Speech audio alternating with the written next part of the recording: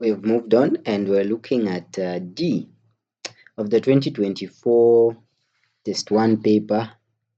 And on question D, it reads, a force F1 of magnitude 6 newtons acts on an object at the origin in a direction 30 degrees above the positive x-axis. A second force of magnitude 5 acts on the object in the direction of the positive y-axis. Find the magnitude and direction of the resultant if we add force 1 and we add force 2. So to represent what we're talking about visually, we can imagine that this is our y-axis, y, and this is our x-axis. And the origin of this axis sits this object. And then we are told to say we have F1 acting 30 degrees above the positive x-axis. So this is the positive x-axis, and we have this force acting 30 degrees above. So this is our angle, 30 degrees. And this force has a magnitude of 6 newtons.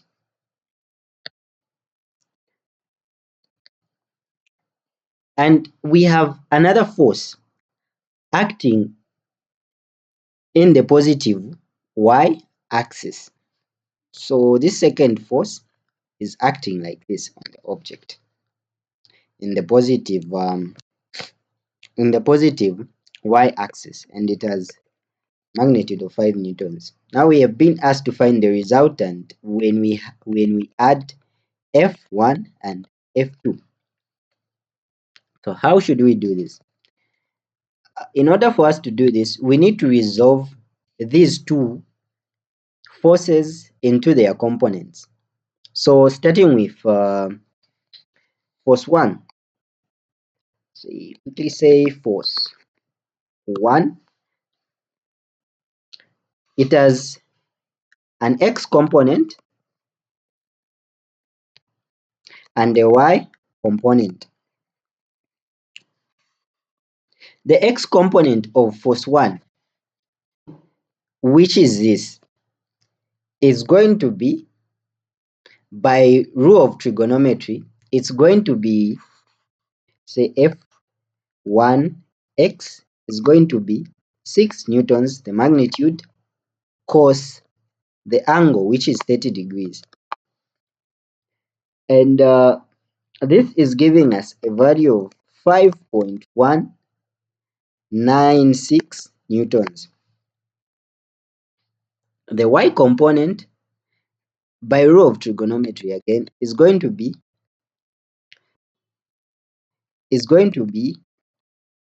6 sine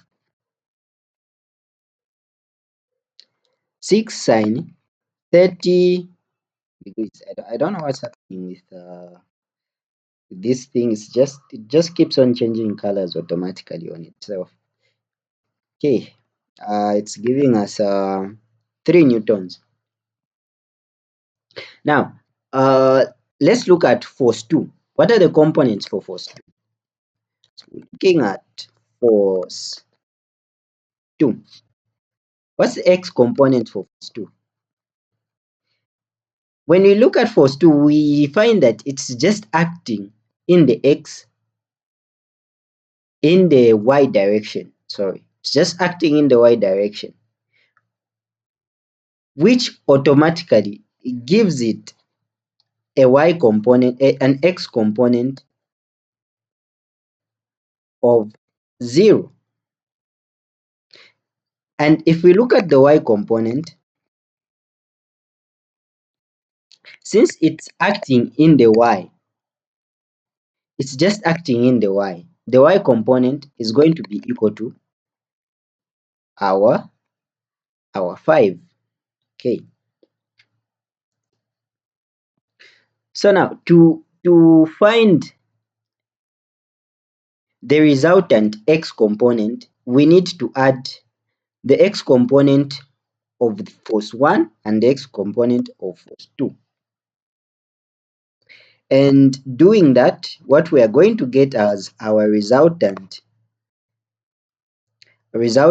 x component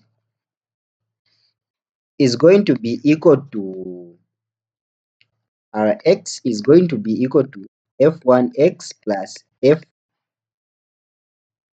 f2x, and this is giving us a value of 5.96 newtons.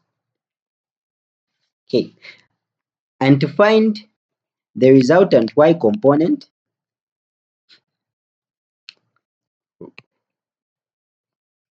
we are saying f1y plus f2y,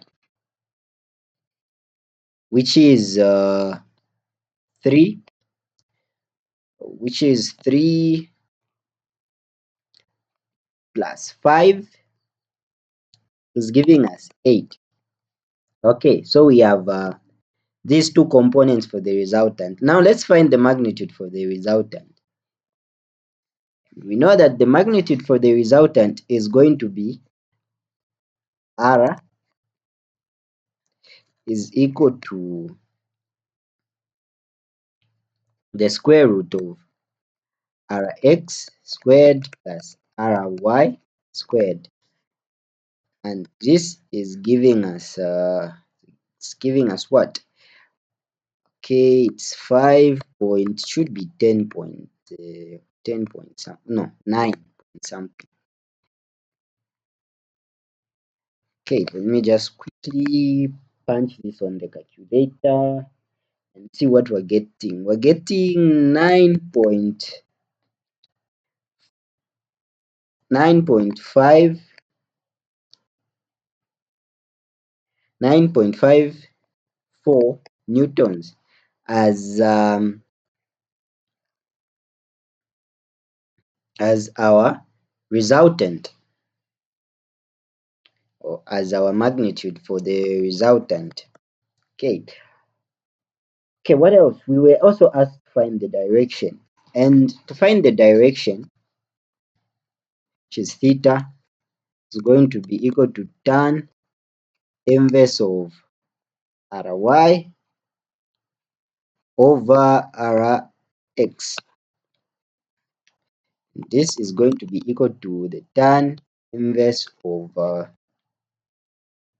8 over 5.96, and this is giving us an angle of 57.3 degrees. So we can say that the direction is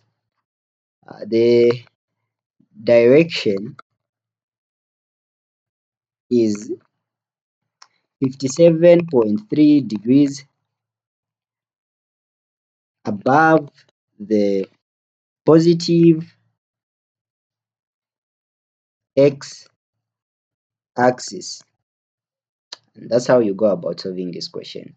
This is our result, the magnitude for our resultant, and this is our direction.